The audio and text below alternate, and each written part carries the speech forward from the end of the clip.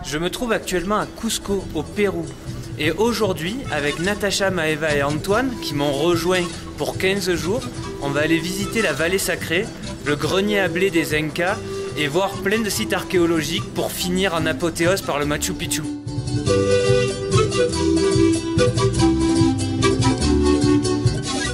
Première halte, nous voilà à Pisac. Me voici au cœur de l'ancienne ville de Pisac. C'est un site archéologique immense qui est plus grand que le Machu Picchu et qui se compose en 3 parties. Là, je me trouve au plus haut de la montagne, au sommet de villages astronomiques. L'astronomie était vraiment très importante pour les Incas et c'est à partir des étoiles qu'ils construisaient leur ville. En face de moi, ici, se trouve la ville militaire. En bas se trouve le nouveau village de Pisac et derrière cette colline, il y a l'ancienne ville de Pisac, la ville agricole. On voit qu'il y a beaucoup de terrasses qui descendent de la montagne. C'est parce qu'en fait, il y a une grosse différence de température entre le bas de la vallée et le haut. Ainsi, ces sites devenaient de véritables laboratoires d'expérimentation pour savoir à quelle altitude il fallait faire pousser le maïs et toutes les autres denrées dont avaient besoin les Incas.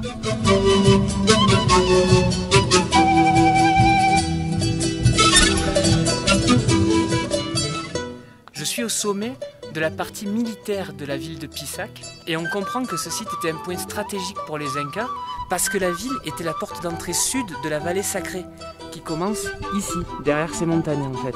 Et on peut voir que depuis ce point de vue, on peut observer toute la vallée et on peut donc prévenir des attaques qui venaient depuis le sud.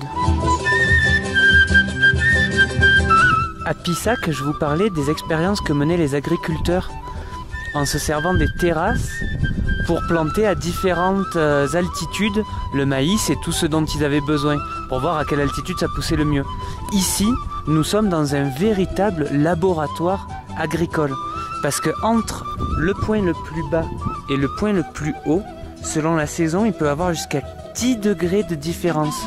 Et donc, ils se servaient du cercle qu'on voit tout en bas pour faire pousser les plantes plus exotiques et les fruits.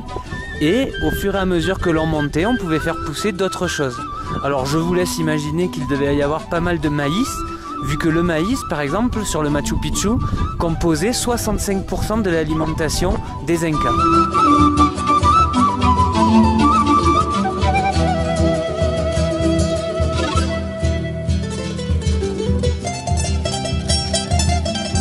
C'est quand même dingue de se dire que je suis au milieu des montagnes et que je suis dans un salar.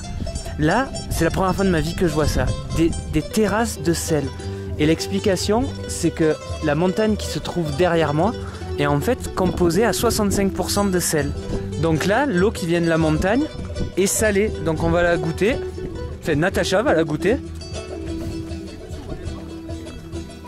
Elle est chaude, elle est archi salée. Et on voit un peu le sel sur les rebords. Donc comme je vous disais, la montagne est composée à 65% de sel. Et oui, c'est plus salé que la mer. Hein.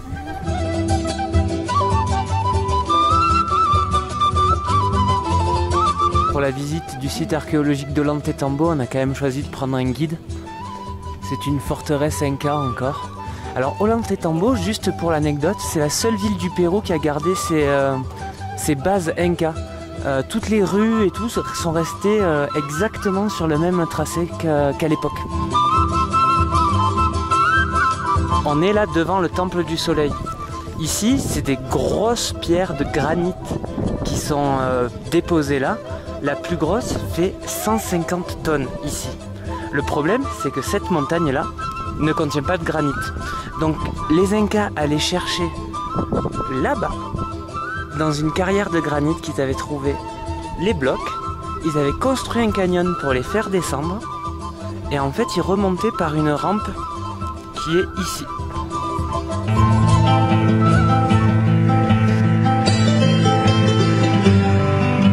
Là, je suis sur une terrasse.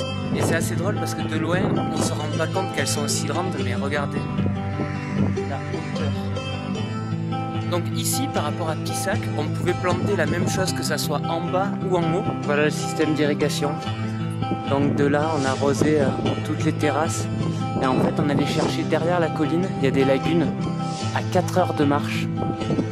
Et donc on allait chercher l'eau à cette distance-là pour irriguer les terrasses. C'est parti pour le Machu Picchu!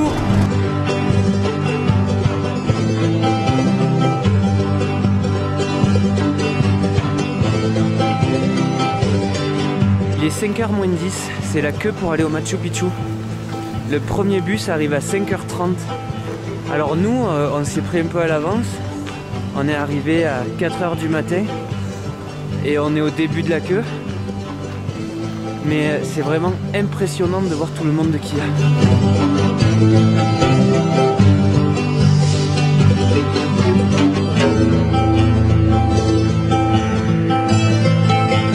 Ça y est, on arrive, c'est l'entrée. Bon, ça va, on est dans les premiers. Voilà, pour la photo officielle, il faut être là. Et en se levant à 4h, ben on est dans les premiers.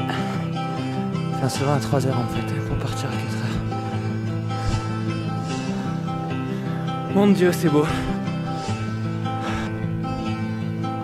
Donc là, normalement, on va aller sur la montagne en face. Le problème, c'est que j'ai perdu mon billet en voulant monter vite. Donc il faut que je redescende à l'accueil et m'en faire faire. Allez, c'est parti pour l'ascension du Huayna Picchu. On est chaud patate.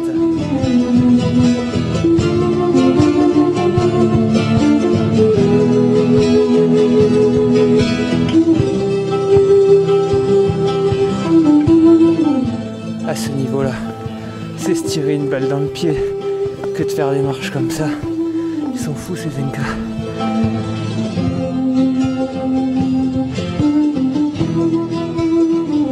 Ça y est, la horde de touristes est arrivée. Bon, ça reste beau quand même. Hein. Finalement, le site du Machu Picchu est assez facile à visiter.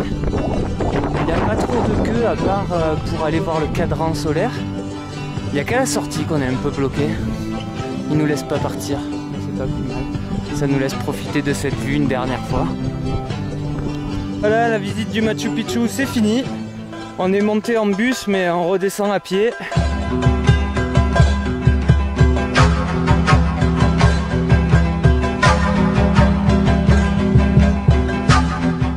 Je vous jure que quand je rentre en France, je veux visiter plus que du plat. Je reste en Camargue pendant au moins 6 mois. J'irai même pas dans le quartier de Lauture. Trop.